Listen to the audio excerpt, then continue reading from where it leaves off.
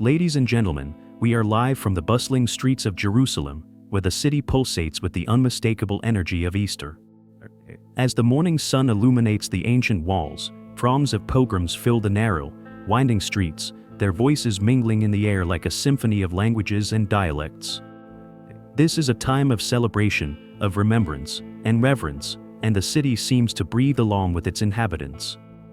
The cool breeze carries the scent of spices and incense from the crowded markets, where merchants display their wares, from dried fruits to vibrant fabrics.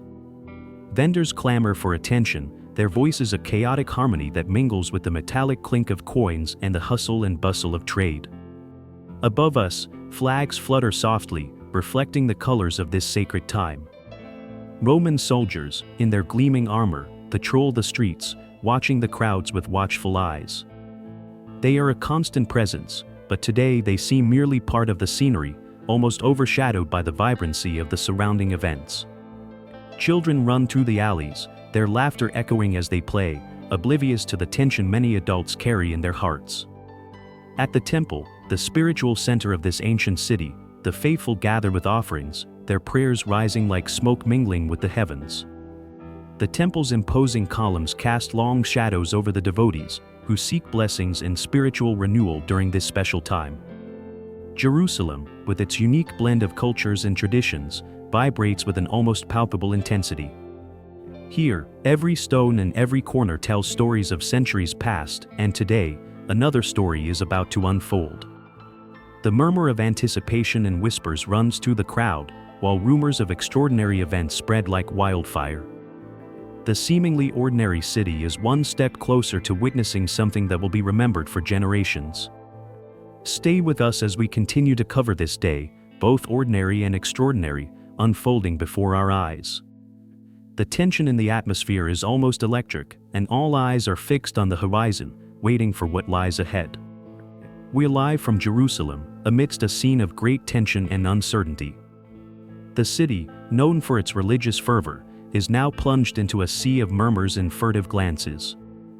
As Jesus' crucifixion approaches, we encounter a central group in this narrative, whose anxiety and confusion seem to grow with each passing moment: Peter and the other disciples. In the shadows of Jerusalem's alleys, they take shelter, far from the accusing gaze of the authorities who seek to stamp out any trace of resistance. Peter, the most impetuous and visible among the disciples, is marked by anguish.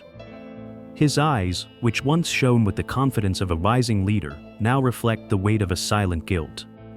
He, who promised loyalty unto death, now finds himself torn between that promise and the palpable fear of following the same fate as Jesus. Around him, the other disciples share this torment. Hushed whispers reveal the depth of their confusion.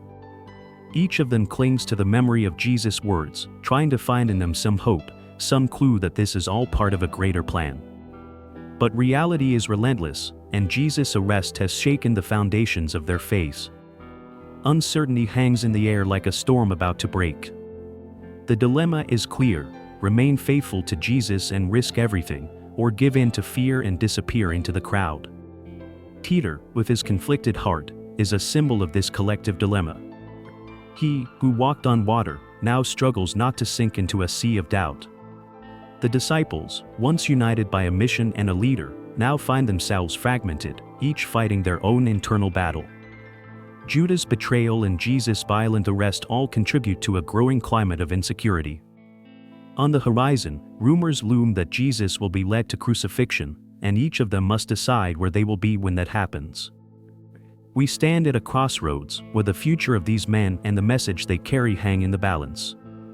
Amid the darkness that shrouds their hearts, the question remains: what will the morning bring? With this account straight from the front lines, we continue to closely follow each unfolding of this drama. Stay with us as we reveal what the darkness still conceals.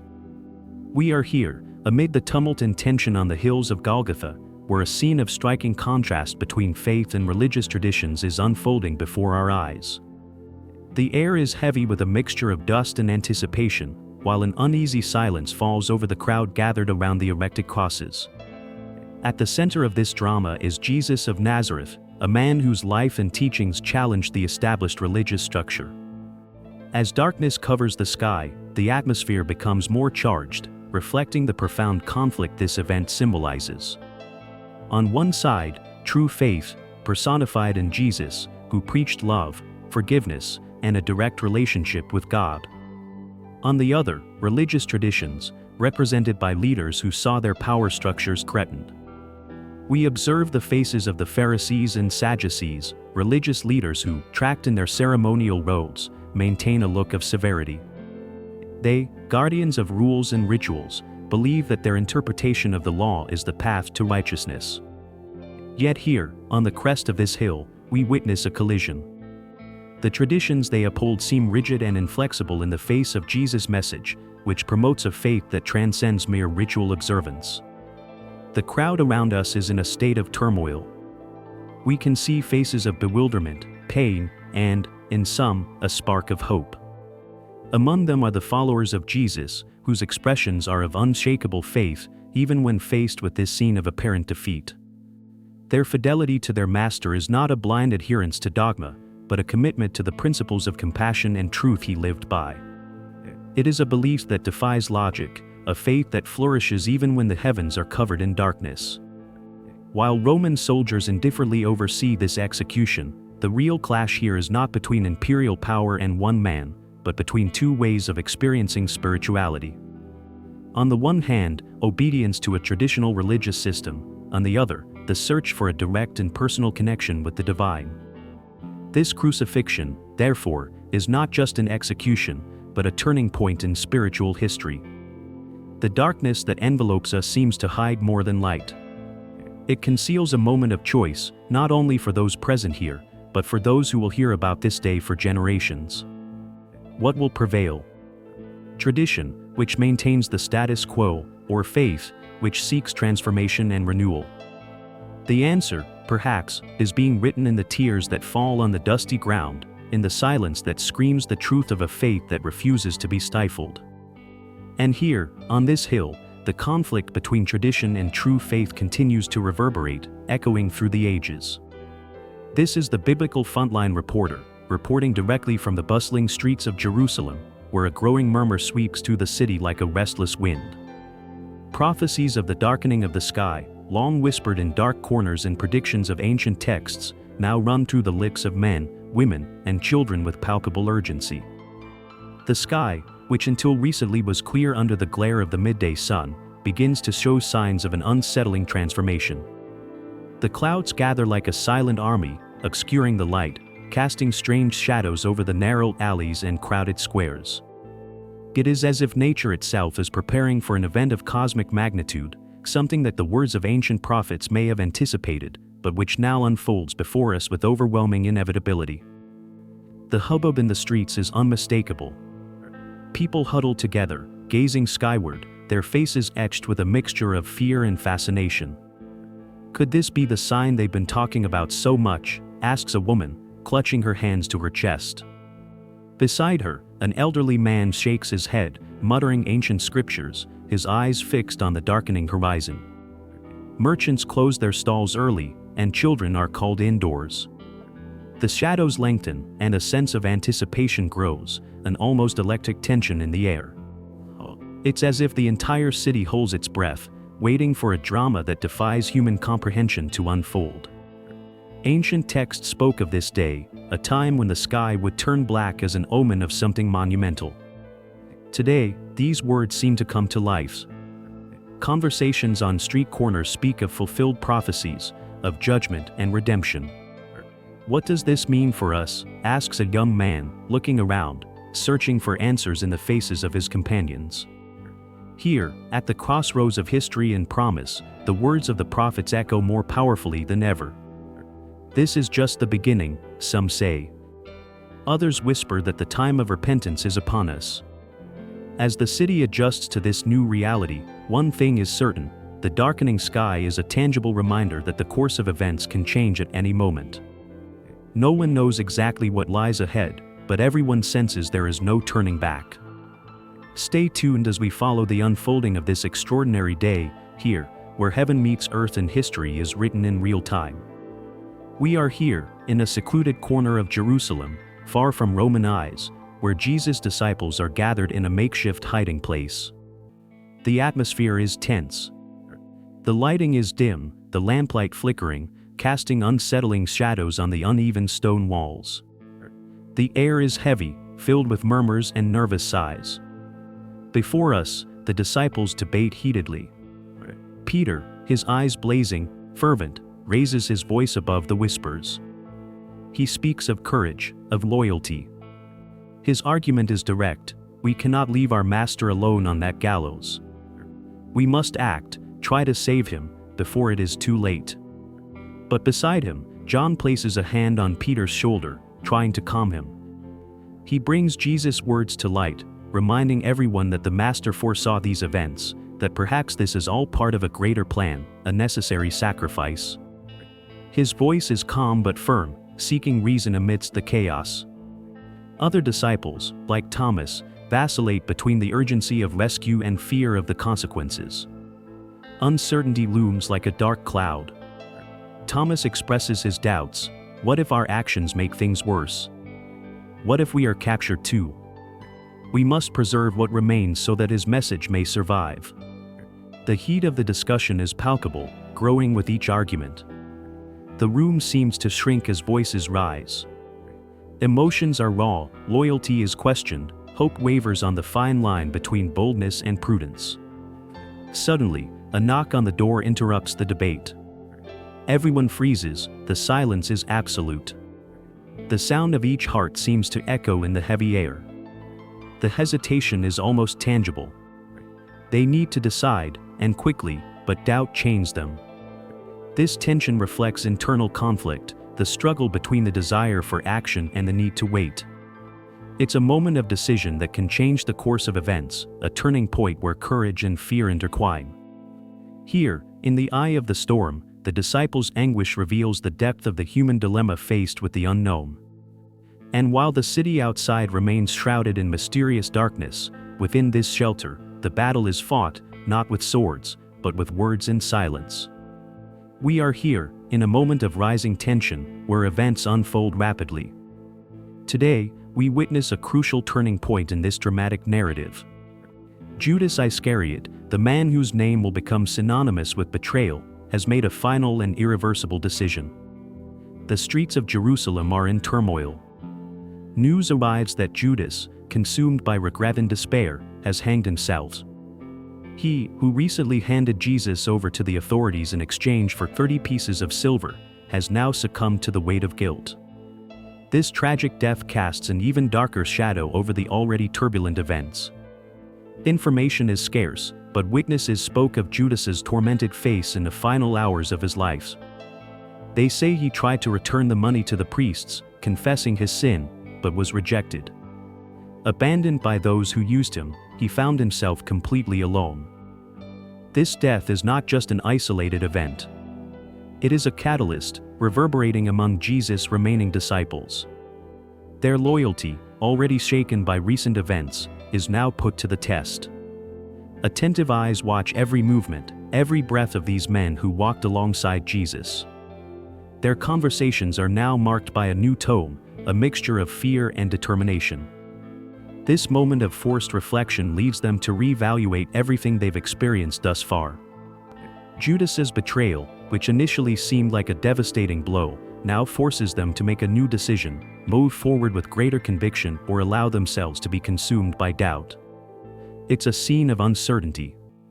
The dark clouds covering the sky seem to reflect the disciples' state of mind. However, it is here that they begin to realize something essential. This is not just a story of death and betrayal, but also of hope and redemption. Judas, in his fall, unintentionally compels them to reaffirm their own beliefs. We are facing a moment of transformation. The silence after the storm of betrayal begins to be filled with renewed determination. The disciples, each in their own way, begin to understand that the path ahead will be arduous, but not without purpose. This is the turning point, where tragedy becomes a call to action. Today's events are a powerful reminder that even in the darkest hours, there is room for light and change. We continue to closely cover every development in this story, which still has much to reveal. Stay tuned. We're live, in the beating heart of Jerusalem, where a scene of anguish and courage is unfolding. The atmosphere is dense, charged with the tension of an event that has shaken the city. The streets are filled with murmurs and suspicious glances. Amid this storm of emotions, one figure stands out in the crowd. It's Mary Magdalene. She stands still, her gaze fixed, determined. Despite her evident fear, there is a firmness in her posture that cannot be ignored. Mary Magdalene, known for her unwavering devotion, now faces a decision that will test the limits of her courage. Golgotha, the hill of execution, awaits. And with it, the promise of pain, suffering, and a possible confrontation with merciless Roman guards. Around her, people hesitate. The fear is palpable. Each ponders the risk of continuing to the crucifixion site. But Mary Magdalene, with a deep breath, takes the first step. Her decision is a spark in the darkness, a silent but powerful call. Others begin to move, timidly at first, but with growing resolve. It is a moment of profound solidarity. Where once there was hesitation, now determination springs forth. Mary Magdalene's every step echoes like a drum, marking the rhythm of a march that is both physical and spiritual. She is not alone. Beside her, other women, men, and even children, inspired by her bravery, follow her. Their faces reflect a mixture of fear and hope, sadness and devotion. The path to Golgotha is steep, every meter a struggle against doubt and despair. But Mary Magdalene's presence transforms the atmosphere. It's as if the earth itself recognizes the sacrifice to come, and the sky, obscured by threatening clouds, seems to lean closer, bearing witness to the scene. As they advance, the sound of footsteps becomes a hymn of resistance. Mary Magdalene leads wordlessly, her presence a declaration of faith and love. She embodies the acceptance of the call, an act of courage that transcends fear, uniting those around her in a moment of rare humanity. We are here, narrating these pivotal moments, as history unfolds before our eyes. Mary Magdalene's decision to press on to Golgotha is a powerful reminder that even in dark times, the light of courage and solidarity can guide the way. Stay with us as we continue to follow this extraordinary and deeply human journey. Here we are, live, witnessing a moment of weight and gravity that resonates through the air like distant thunder. The scene is unsettling, the sky is overcast, with heavy clouds that seem to mirror the tension of the slowly advancing crowd. Men, women, and children move like a river of humanity, their feet kicking up dust on the stone path worn from so many other journeys. The murmur of the crowd is incessant, a sea of whispering, anxious voices. It's as if the very air is permeated with uncertainty and expectation. Looks are exchanged, some with compassion, others with condemnation. Everyone knows what's coming, but each step toward Golgotha is a reminder of the grim fate that awaits Jesus of Nazareth. The children, clutching their parents' hands, look around with curious and perhaps slightly frightened eyes. The older ones lean on their canes, reflecting on what this means for them, for their faith, for the world as they know it. It's a moment of forced reflection, a pause in routine to face the harsh reality of a public execution. Street vendors, taking advantage of the crowd, offer bread and wine to passers-by, but few seem willing to give in to hunger or thirst. The atmosphere is too heavy, the significance of what is about to happen torments even the most hardened of hearts. On the way to Calvary, everything seems in slow motion. The distant sound of hammers being prepared echoes, a terrifying harbinger of what is to come. Roman soldiers, in their gleaming armor, lead the procession with grim expressions, maintaining order as the crowd advances. They are a constant presence, a reminder that the empire watches. Many begin to pray silently, their words lost in the wind, now dancing cold and biting. Some kneel, while others cling to their cloaks, seeking some comfort against the uncertainty of the moment. The shadows lengthen as the sun, obscured by clouds, plunges the scene into a melancholy gray. In this first step of the journey, the crowd not only physically approaches the site of the crucifixion, but also approaches a spiritual and historical milestone that will resonate for generations to come. Each step is a step toward an event that will forever change the narrative of faith, an inevitable journey into the unknown. Dear listeners, we are here, immersed in a moment of intense anticipation and palpable tension, as Jesus of Nazareth begins his journey along the Via Dolorosa. This street, which cuts through the heart of Jerusalem, has become the stage for a drama that blends devotion and despair. The air is heavy, filled with the murmur of the crowd lining the path, each face a mask of fervent emotion. The atmosphere is one of almost tangible fervor as Jesus is escorted by Roman soldiers, their armor gleaming in the bright sun. The contrast between the intense light and the somber weight of the unfolding events is striking.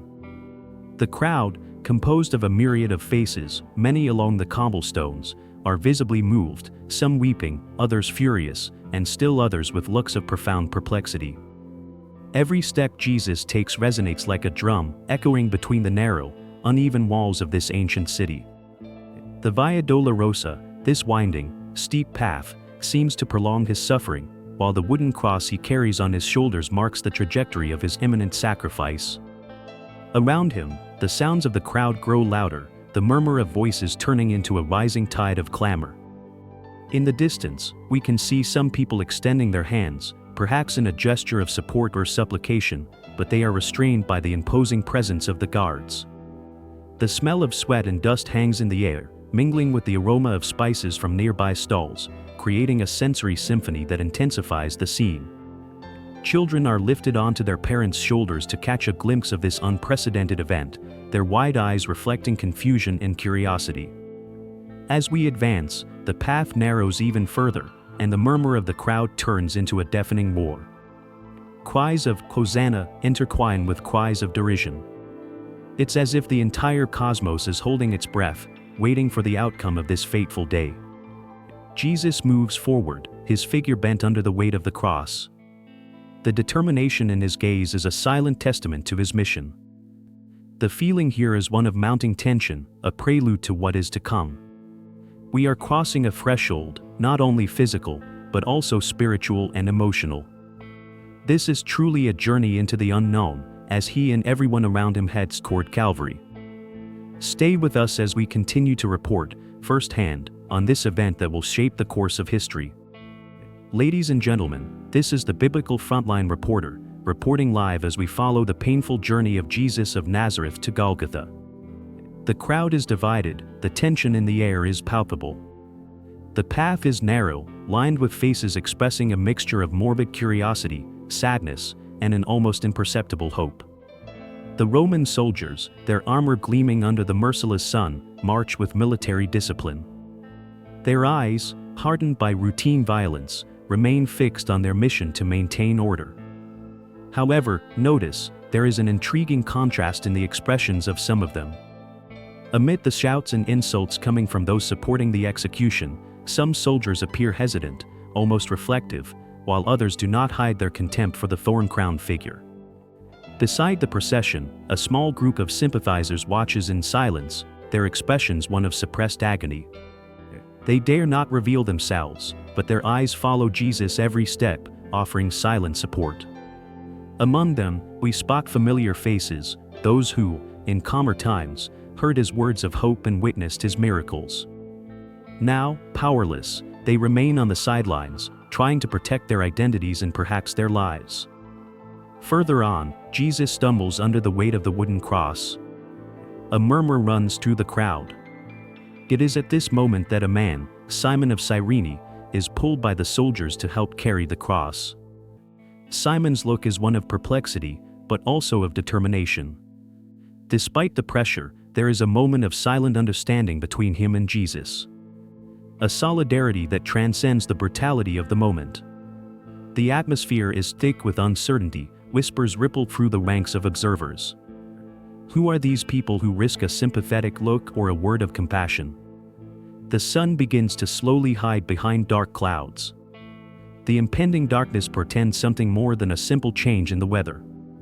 The silent allies continue to walk, their hearts heavy with the imminent end. Golgotha approaches, and with it, the inevitable conclusion of this fateful day. Stay tuned with us as we follow this event that will echo through the ages. I am your Biblical Frontline Reporter, bringing you every detail, every breath, as history unfolds before our eyes. Here we are, amid a spectacle of pain and anguish, as the central figure of this event, Jesus of Nazareth, faces one of the darkest moments of his life.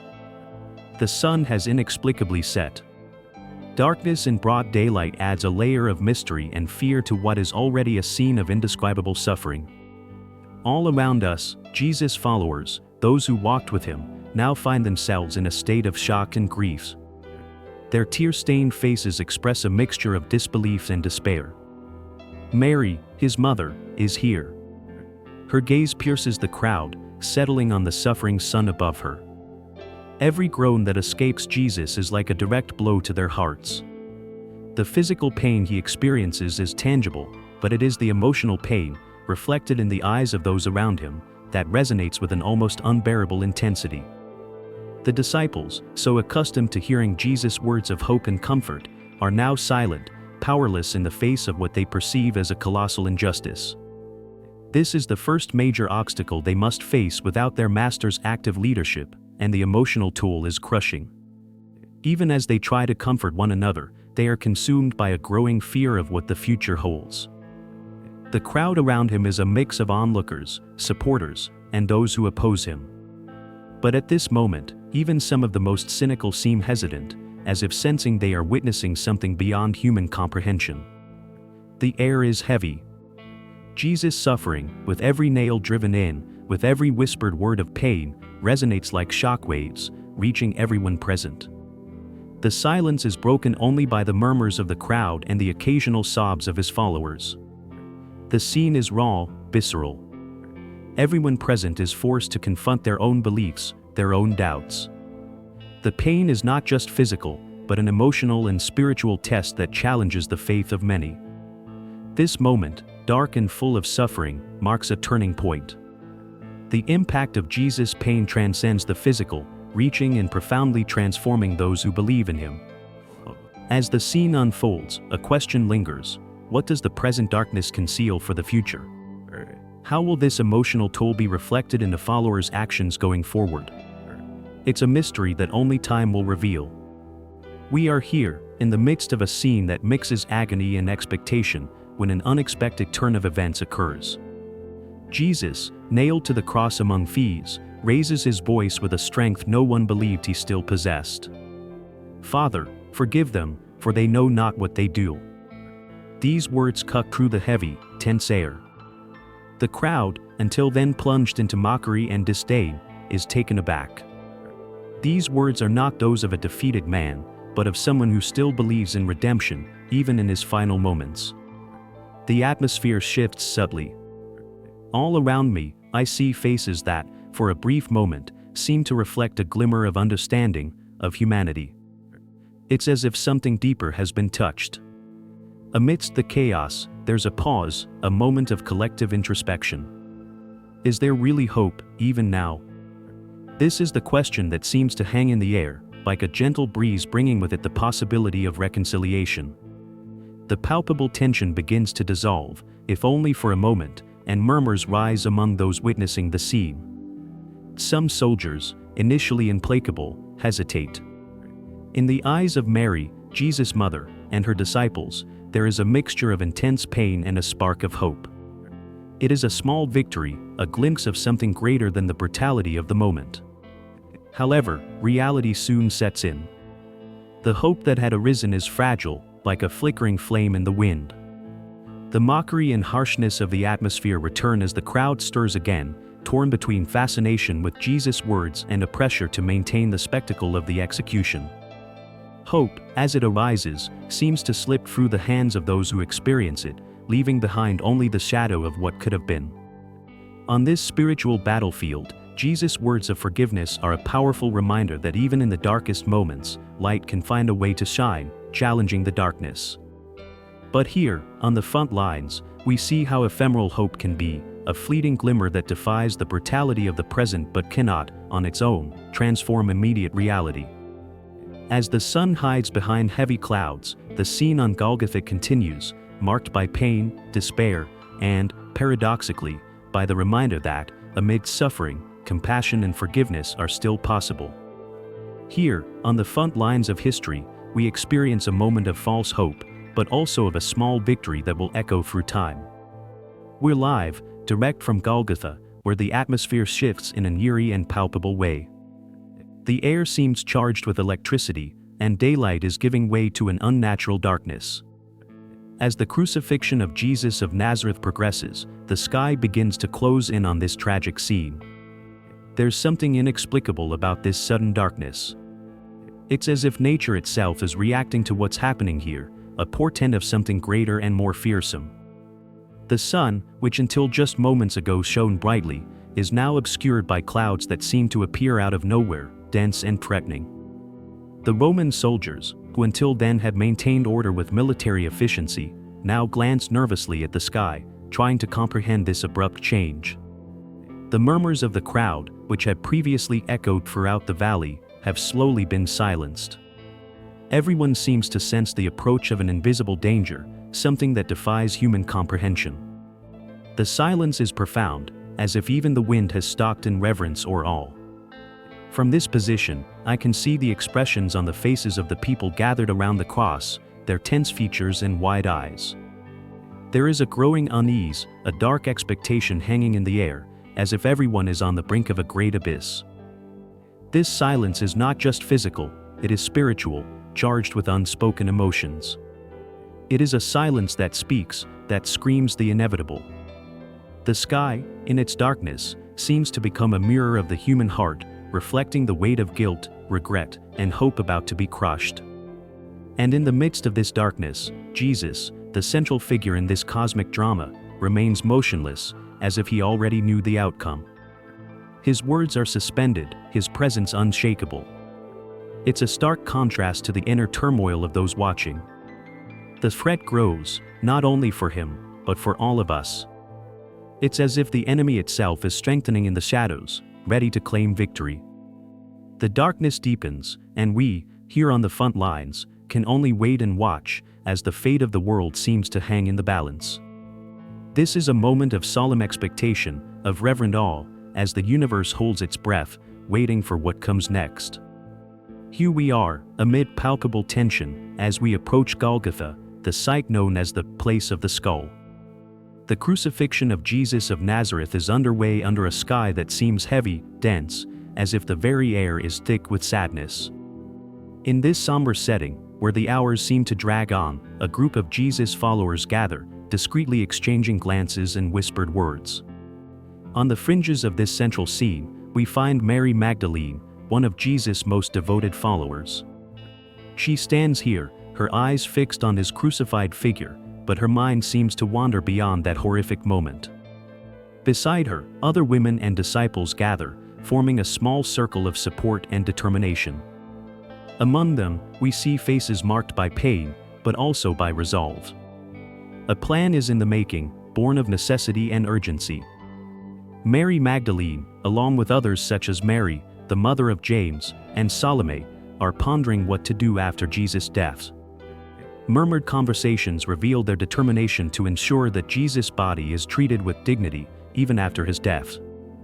The fear is tangible. Jesus' execution is about to reach its tragic climax, and uncertainty about what will happen next weighs heavily on them. The plan is simple but audacious: ensure that Jesus' body, once removed from the cross, is properly prepared and placed in a suitable tomb. They know they must act quickly, before the Sabbath begins, when they will be unable to perform any work. They debate how to obtain the materials needed for the traditional anointing, spices, and oils, and who could help transport the body. Joseph of Arimathea emerges as a possible ally. He is a respected member of the Sanhedrin, but also a secret follower of Jesus. Could he be the key to gaining access to the tomb and the necessary resources? The shadows of dusk begin to stretch over the place as the scene at Calvary unfolds. Even amidst their grief and imminent loss, Mary Magdalene and her companions keep their eyes fixed on the goal. This moment is more than a matter of care and respect. It is an act of silent resistance, a commitment to the memory of Jesus, a gesture of immense love in the face of adversity. Thus, as the crowd watches the crucifixion scene in fascination and horror, a new plan is hatched on the fringes of despair.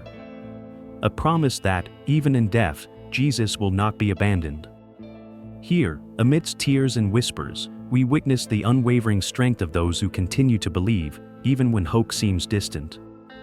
We're here, at the foot of Golgotha, and the atmosphere is heavy, almost palpable. The crowd is stirring, eyes attentive, the incessant murmur of voices filling the air like the buzzing of frenzied bees. I feel the tension growing, like the incessant ticking of an invisible clock, each second dragging on before the inevitable.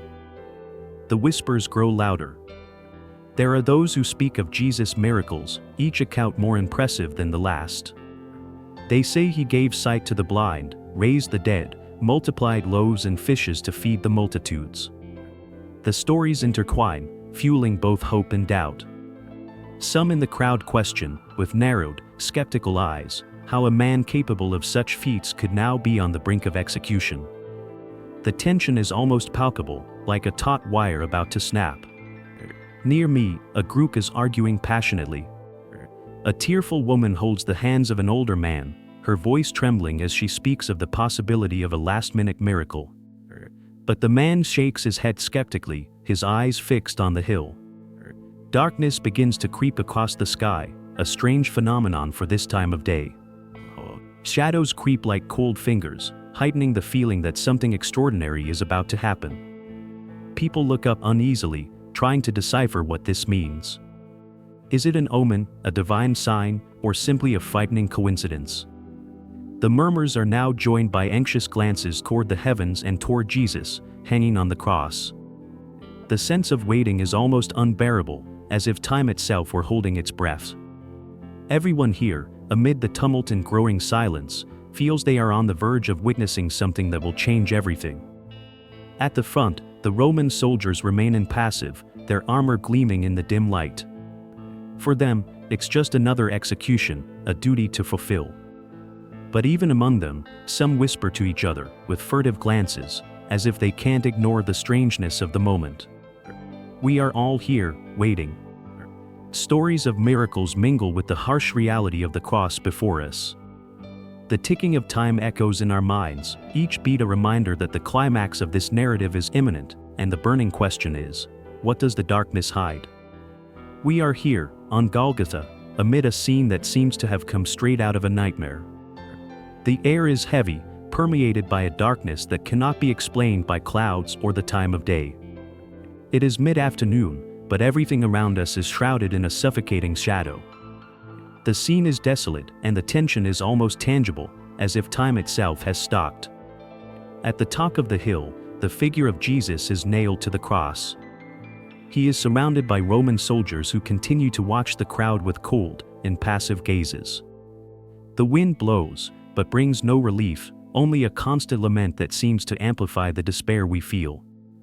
The people around watch in deathly silence, some weeping softly, others murmuring prayers or words of disbelief. Suddenly, a scream pierces the silence, a sound that echoes with crushing intensity, "Eli, Eli, lama sabachthani?"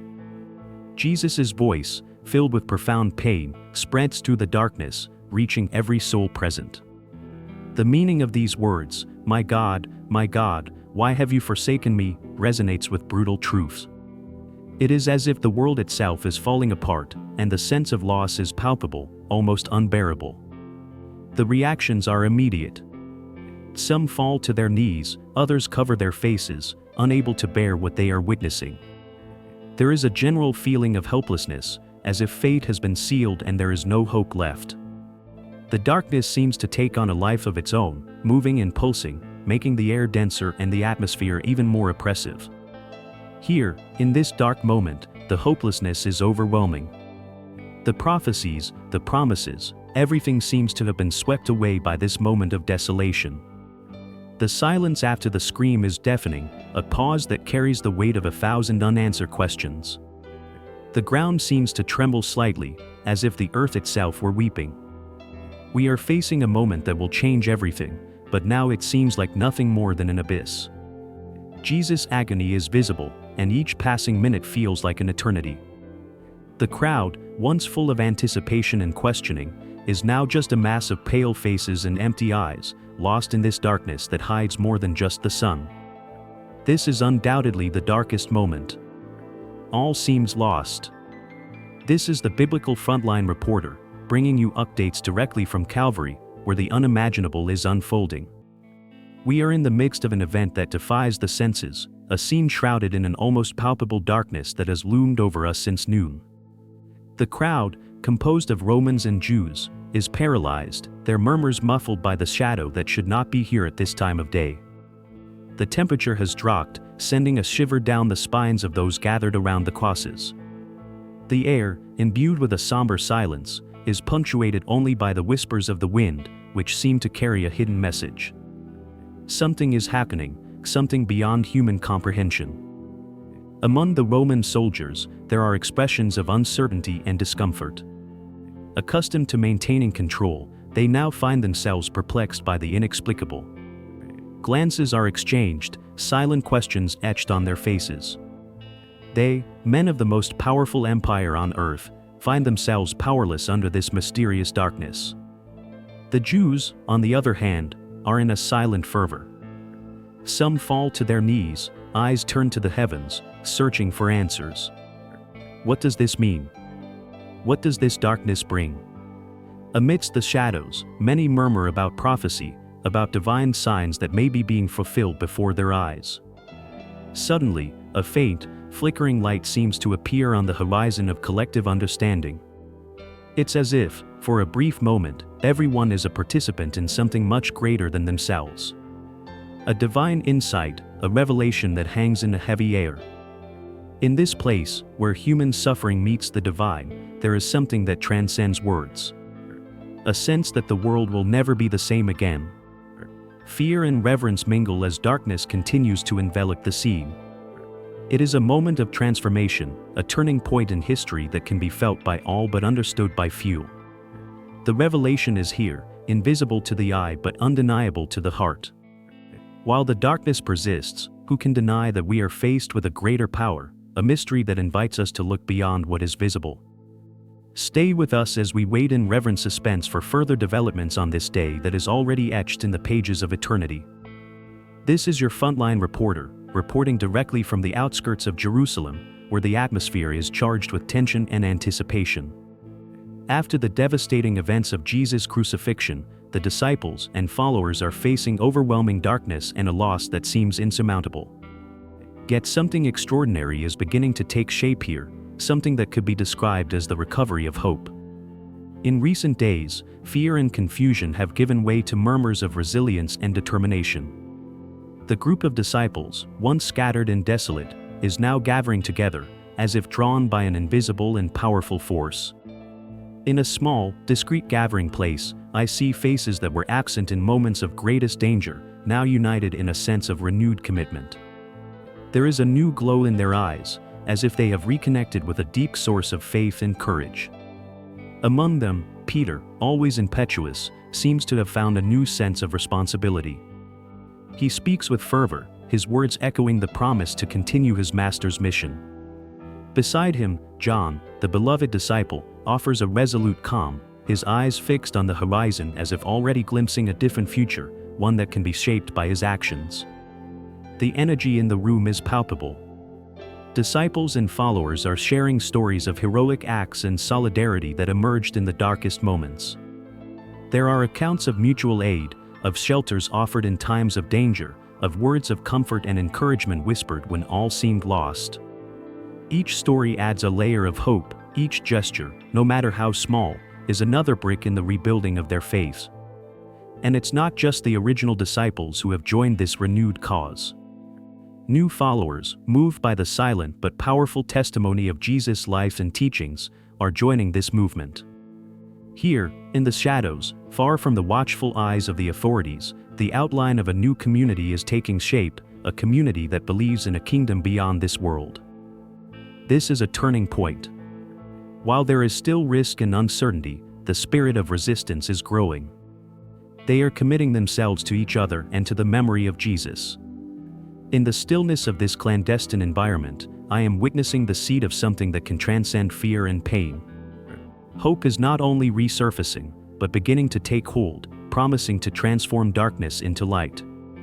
Here, on the front lines, there is an undeniable sense that the future is being written, a future where the message of love and redemption will find new lives. This is your reporter from the biblical frontlines, reporting live from this extraordinary scene. We are facing a moment charged with tension, as if the very air were suspended. Jesus' death is approaching, and as we stand in the shadow of Golgotha, it's impossible not to feel the weight of what is to come. Around us, the silence is almost palpable, broken only by the muffled sound of murmurs and hesitant footsteps. The crowd, which hours before had been vociferating with a mixture of anger and fascination, now seems to have been overcome by an involuntary reverence. It's as if nature itself is holding its breath. Heavy clouds gather on the horizon, foreshadowing an impending storm, but for now, the sky remains in a strange balance, as if waiting for its moment to collapse. The Roman soldiers, rigidly positioned, maintain a watchful eye, but even they seem to feel the weight of this almost sacred silence. Furtive glances between them reveal an unusual uncertainty. Above us, atop the cross, Jesus remains in his stoic suffering. The scene is almost unbearably intense. His words, few and far between, echo with a power that transcends physical weakness.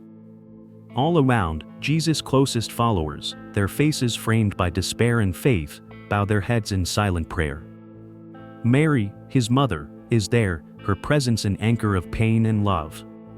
The beloved disciple, John, stands by his side, steadfast, a pillar of support amidst the impending tragedy. The wind begins to blow, a harbinger of approaching change. The leaves of the few trees nearby whisper a soft lament, as if the earth itself were in communion with sadness.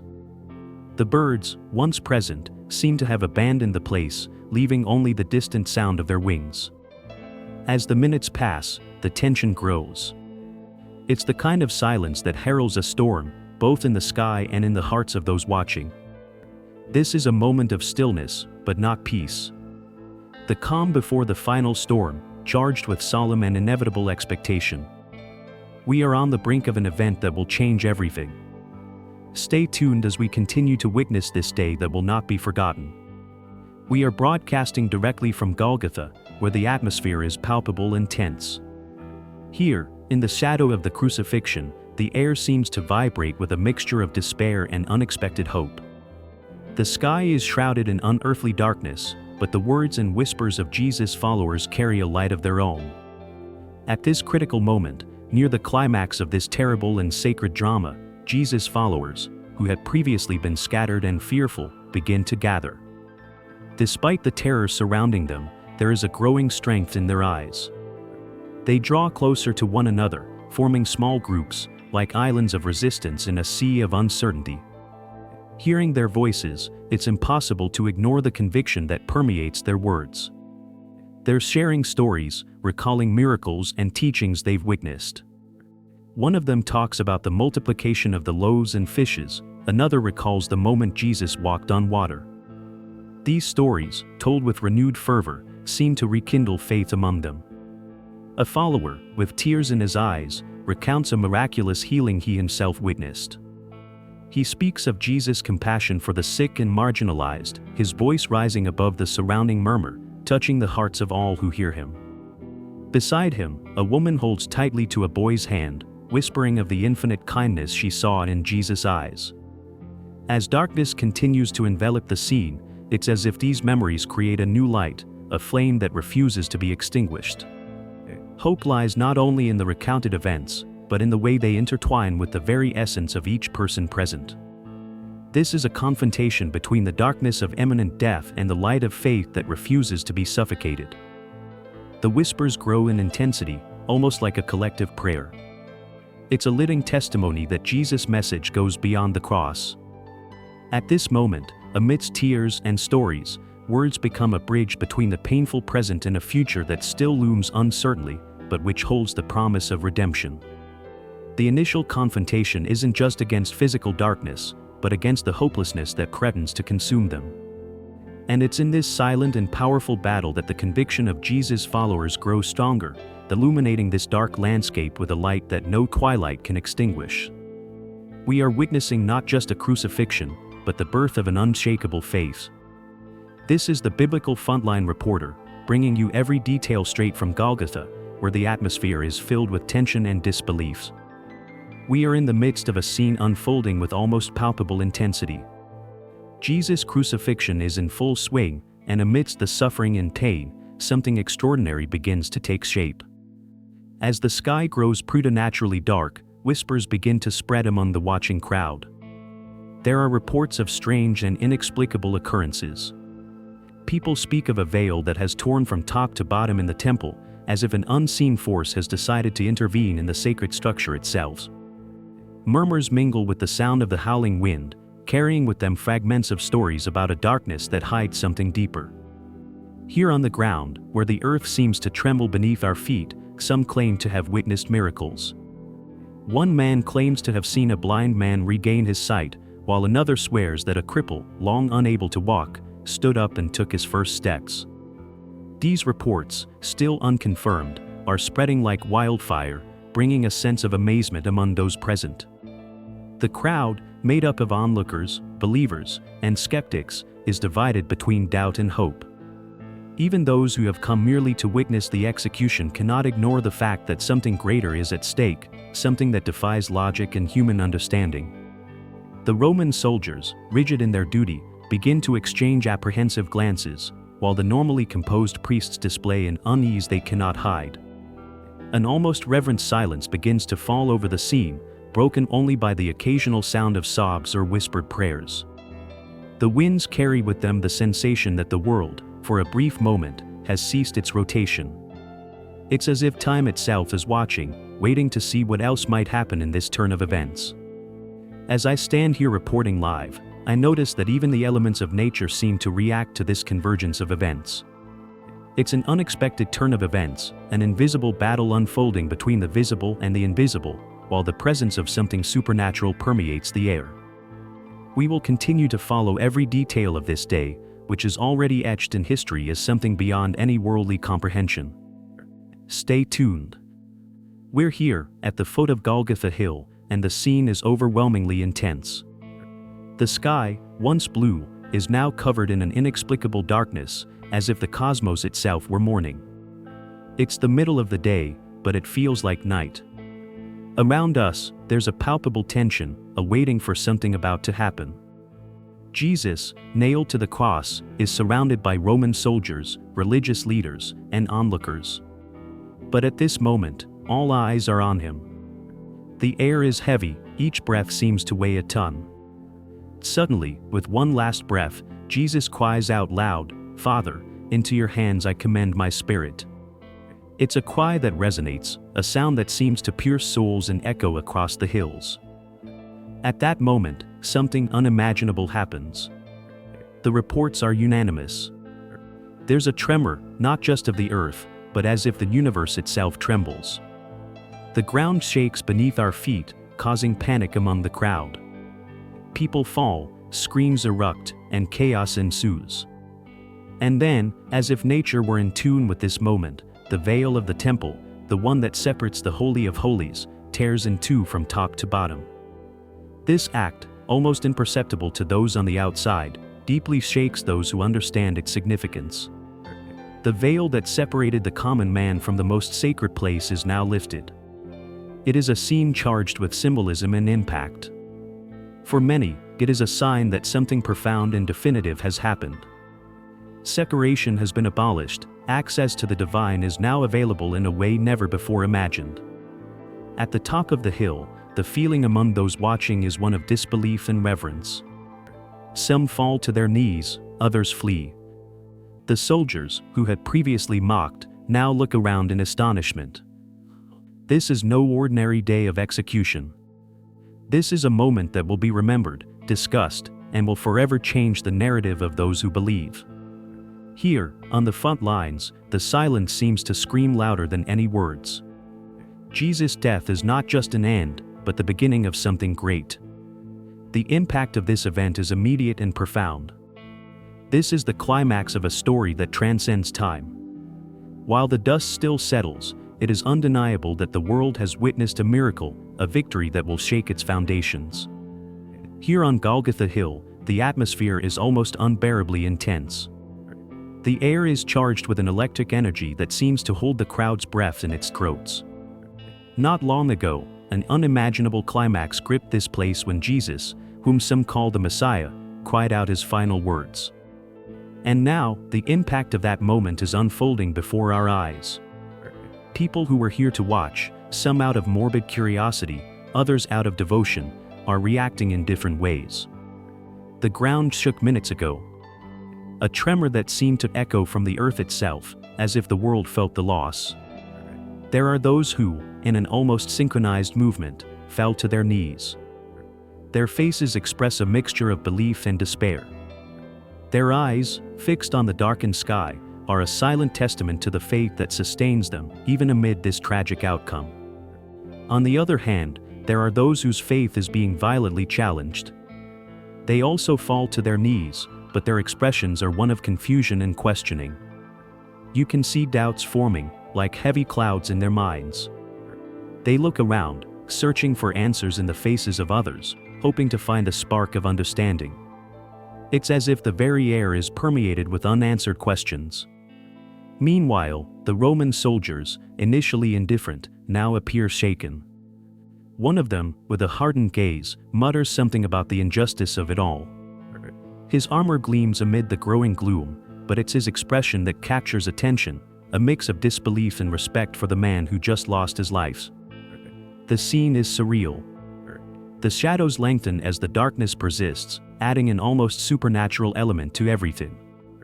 Some people begin to cry, their tears falling silently, mingling with the dust on the ground. Others clutch symbols of faith, crosses, and amulets tightly, as if these might offer some form of protection or comfort. This moment, here and now, seems to transcend time.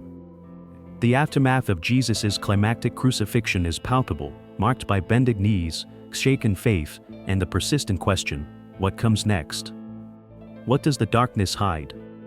Here, on the front lines, the feeling is that we are on the brink of something monumental, something that could change everything. The answers may be distant, but the search for them begins now, on this sacred ground, between the shadows and the slowly returning light. We are here, on a hill called Golgotha, where the heavy, dense air begins to dissipate. The sky, which had previously been shrouded in menacing darkness, now lightens slightly. It's as if nature is breathing after a long, tense silence. The dark clouds, which swallowed the sunlight, begin to recede. The atmosphere, still permeated with murmurs and raw emotions, begins to reveal the setting of an event that left a lasting impression on everyone present. As the dust settles, we can see more clearly the faces of those around us. Some are marked by tears, others by disbelief. Among them, Mary, the mother of Jesus, and John, his beloved disciple, who remain near the cross.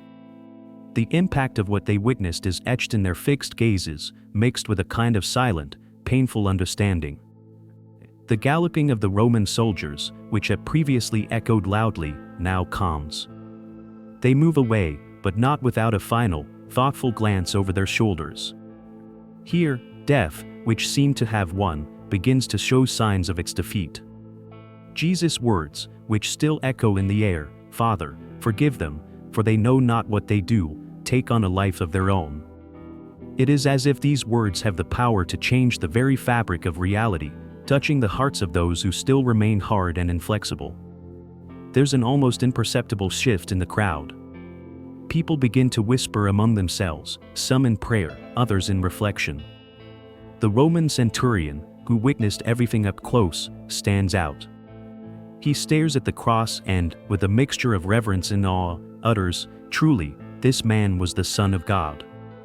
His unexpected and powerful declaration begins to reverberate among those present, planting seeds of doubt and understanding. On the horizon, the city of Jerusalem is slowly returning to daily life. However, a sense that something monumental has happened lingers in the air. It's as if everyone, even in their daily activities, is aware of an invisible yet palpable shift. During this time of mourning and reflection, a narrative of transformation and hope emerges. Forgiveness, proclaimed from the heights of that cross, begins to spread like a flame lit in the darkness. As I recount this, it becomes clear that this is only the beginning of something greater. The vision of the crucifixion's aftermath is not just one of death, but of a strange and profound rebirth. Something has changed forever, not only in the brightening sky, but in the hearts of those who witnessed this moment. Here, on the front lines, we are witnessing not just an end, but the beginning of a new story unfolding before our eyes. Here we are, listeners, in the heart of Jerusalem, where chaos has seemingly given way to a strange, heavy calm. The crucifixion of Jesus, an event that shook this city to its foundations, left a silence in the air that is not one of peace, but of reflection. The soldiers, once merciless, now slowly retreat, carrying the exhaustion of a battle won, but at a cost few can fully comprehend. The air still carries the metallic scent of blood, and the dust stirred up by the tumult slowly settles on Golgotha. The screaming and weeping crowds now disperse, shrouded by the veil of night that crept so mysteriously during Jesus' final hours on the cross. As daylight slowly returns, there is more than shadows on the ground. There is a palpable sense of something transformed, something revealed in darkness and death. The disciples, those who were able to remain, gather in small groups, heads bowed. Eyes that once shone with hope now reflect the pain of loss, but also a quiet determination. It's as if, in their master's absence, they are preparing to carry an invisible torch. Their faith, tested to its limit, now seems more like a promise than a certainty, but a promise they feel compelled to honor. Near the site, a few women remain, faithful to the end. They are like living statues, guarding what remains. Their tears have dried, but their eyes maintain a silent watch. The mark of pain is clear on their faces, but there is also an unshakable strength, as if they are ready to be the first to tell the story the world still doesn't understand. The city itself seems to hold its breath. People walk back to their daily lives, but something has changed. Rumors abound that the temple's veil has been torn, that the earth has trembled, that the dead have walked. These are stories that seem to have come from a fever dream, but here, in the stillness that descends, they are whispered as truths.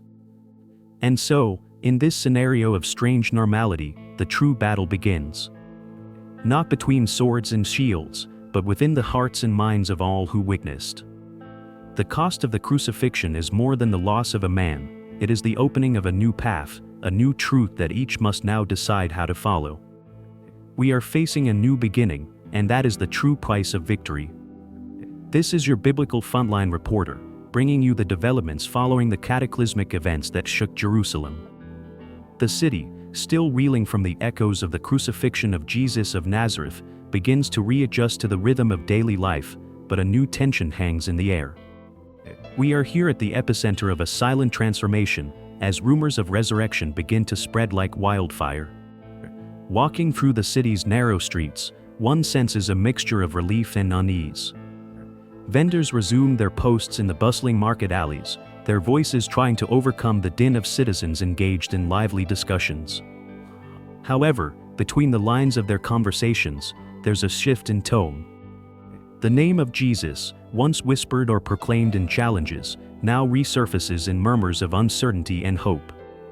The Roman guards, who once patrolled with an air of superiority, now maintain their vigils with subtle apprehension. There are reports of an empty tomb, a rolled-away stone, and authorities are on high alert, trying to quell the growing murmur that Jesus has risen. The tension is palpable, as if the city itself is holding its breath, awaiting some outcome. Jesus' followers, once scattered and fearful, begin to cautiously emerge from the shadows. Meetings in discreet homes and unfrequented locations are reported, where they speak of visions and apparitions. A woman, Mary Magdalene, is frequently cited as claiming to have seen Jesus alive. These claims, though incredible, spark curiosity and hope in many, even as others remain skeptical. Meanwhile, daily life attempts to return to normal. The temple bustles with activity, rituals continue. But even there, at the heart of tradition, there is a buzz of uncertainty. Rabbis debate intensely, seeking to understand the meaning of these events in light of Scripture. Sages ponder whether something deeper is being revealed here. For the people of Jerusalem, the return to the ordinary world is now a return to a world irreversibly changed. Every corner, every face bears the mark of an event that transcended time and space. The city that was once the scene of a man's death is now the epicenter of rumors of new lives. The resurrection, if true, is not just a return to the world, but a redemption of the world. Stay tuned as we continue to follow this historic moment, which may well redefine the destiny of humanity. This is the Biblical Frontline Reporter. The sun has risen over Jerusalem, but the shadows of mystery remain thick. On every corner, down every winding street, there's a constant buzz. The news spreads as quickly as the wind. The tomb of Jesus of Nazareth is empty. What many considered a definitive end is now the beginning of something no one can fully comprehend. The first light of day brought with it stunned witnesses. Women, who had gone to the tomb to pay their last respects, now run through the streets, their voices broken, almost breathless. They speak of angels, of a stone rolled away, and of an empty tomb. The story is clear, but its meaning is a profound mystery, an enigma that defies reason and stirs hearts. In the squares and marketplaces, rumors abound. Some speak of a promised resurrection, others speculate about a body theft. Roman authorities and religious leaders are in turmoil, debating how to control this narrative that threatens to inflame the city. The tension is palpable, the air thick with a sense of anticipation and uncertainty. Meanwhile, Jesus' followers, once scattered and despondent, begin to gather in small groups, their wavering hopes now fueled by this new possibility. They whisper among themselves, their words echoing through the stone corridors, "Is he alive?" The hope is tantalizing, but also terrifying in its implication. Foreigners visiting Jerusalem for Passover are taken aback, their eyes widening as they hear these extraordinary accounts. The news spreads beyond the city walls like ripples on a still lake, reaching distant villages, where people flock to hear more about these inexplicable events.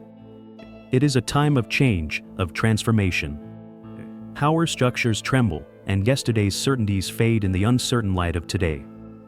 The world seems to hold its breath, suspended between what was and what may become. Here, on the front lines, we witness not only history in action, but the very essence of human faith being put to the test. As afternoon approaches, the question lingers in the air: what exactly does the dissipating darkness conceal? What will this imminent resurrection mean for the men and women anxiously waiting for a sign? Stay tuned, for the answer, whatever it may be, promises to change everything. This is the Biblical Frontline Reporter, broadcasting directly from Jerusalem, amidst remnants of turmoil and hope. We are faced with a transformed landscape, where life is trying to reconfigure itself after the crucifixion of Jesus. An event that profoundly shook this city and its inhabitants. The atmosphere is charged with uncertainty, but also with determination. Jesus' followers, visibly dejected, now face the challenge of preserving both the body and the message of the man they called Master. We are here, alongside a small group of disciples and pious women, who are heading to a rock-cut tomb loaned to them by Joseph of Arimathea, a wealthy man and member of the Sanhedrin. Under a sky that still seems to retain the darkness of that fateful day, they advance with firm and reverent steps. The weight of the task is not only physical, but also spiritual. Mary Magdalene, alongside Jesus' mother, Mary, and other women, leads the way. Their faces show the pain of loss, but also a flame of unshakable conviction. It's a time of transition. The initial shock of the execution is behind us, but the reality of moving forward without Jesus' physical presence is a challenge that looms ahead. The wind blows gently, almost like a whisper, carrying Jesus' words and teachings, reverberating in the minds and hearts of his followers. The promises of a coming kingdom and eternal life fuel their resilience. In this new normal, the disciples are gathered in their homes, fervently discussing how best to preserve and spread the Master's words. The memory of his parables, miracles, and powerful message of love and redemption now becomes the mission they must carry forward. Doubt and fear are shadows that hover, but hope is the light that guides them. This diverse and sometimes unlikely group of followers, made up of fishermen, tax collectors, and women, now finds a new identity. They are the seed of a movement that will defy time and history. The surrounding society continues with its daily routines, perhaps unaware of the impact these moments will have. But for those gathered here, the crucifixion was not the end. It is the beginning of a new era, a new covenant. As the sun begins to set, casting a golden glow on the hills of Jerusalem, these early followers of Jesus take up the mission of continuing his message. United by grief, faith, and an indestructible hope, they prepare to face the unknown. This is the new reality that is emerging, a path paved with the words and promises of a man who changed everything. Each step taken is an echo of his legacy, a promise that his message will live on, no matter how much darkness tries to cover it. Here we are, in the shadow of the cross, the air thick with grief and hope. Around me, Jesus' disciples, in a mixture of desolation and reflection. We see Mary, Jesus' mother, her gaze fixed on a point beyond human comprehension. Through the tears, there is a quiet strength, a faith that remains unshakable, even in the face of indescribable suffering. The disciples, in a tight circle, murmur among themselves, their low voices filled with doubt and hope. Peter, who once swore eternal loyalty, now struggles with his own shame and regret. Yet there is a flame of determination that will not be extinguished. They speak of redemption, of a promise that transcends death. What we are witnessing here is not just the loss of a leader, but the birth of a new perspective on faith and sacrifice. Mary, a figure of serenity amidst the chaos, is the center of this emotional storm. Her pain is palpable, but her faith is a living testament to love and surrender. She knows that the son she raised, now in the hands of fate, fulfills a greater purpose. In her eyes, we see not just a mother's sadness, but a profound understanding of a divine plan that defies all human logic. The sun, until now obscured by clouds of uncertainty, begins to break through. A soft light touches the faces of the disciples, and a new understanding seems to dawn. Jesus' crucifixion is not the end, but a beginning. A new covenant is forged in the hearts of those who believe. On this spiritual battlefront, I learned that true strength lies not in the absence of doubt, but in the ability to sustain faith amidst darkness. The lesson here is clear: redemption does not come without sacrifice, and true faith is not shaken by the winds of tribulation. It is a firm anchor, keeping us stable, even when the world around us crumbles. As we prepare to leave this scene of pain and hope, I carry with me the stories of those who remain. They still believe, not out of ignorance, but out of conviction. And so, the cross, a symbol of death, becomes a beacon of new life and eternal promise. With each step I take back, I feel I carry a part of that faith, a lesson learned on the front lines of one of history's greatest dramas. Here we are, in the twilight of a day that will be remembered forever. The city of Jerusalem is plunged into a solemn silence that can only be described as a universal pause. The sky, tinged with deep shades of purple and orange, seems to hold its breath as darkness approaches, enveloping the city like a heavy cloak. The cobblestone streets, which hours ago echoed with hurried footsteps and nervous murmurs, are now nearly deserted. The few who still walk here do so in silence, absorbed in their own thoughts, processing what they have witnessed. The cross on Golgotha, now in shadow, stands as a silent monument to suffering and hope intertwined. The atmosphere seems charged with a hushed anticipation, as if the air itself were waiting for something more. This scene, of an ancient city enveloped in an almost reverent stillness, is a powerful reminder of what occurred here and the lasting impact it will have through the centuries. There is a palpable connection between past and present, an invisible thread connecting us to this pivotal moment. As we gaze upon Jerusalem at dusk, we cannot help but reflect on what this means for our time. The story that unfolded here is not just a distant event, but a living narrative, one that continues to inspire, challenge, and offer hope. This hope, born of immeasurable sacrifice, resonates to this day, crossing time and borders, speaking to the heart of humanity.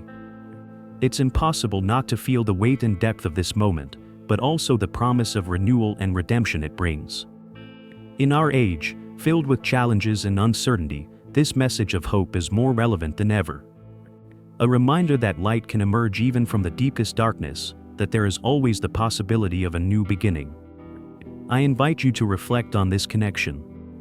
What lessons can we draw for our lives today? How can we keep the flame of hope alive in our own hearts and communities? As day turns to night, we leave Jerusalem with this powerful image etched in our minds: an ancient city, an extraordinary sacrifice, and a hope that never dies. The story continues, and we are all part of it.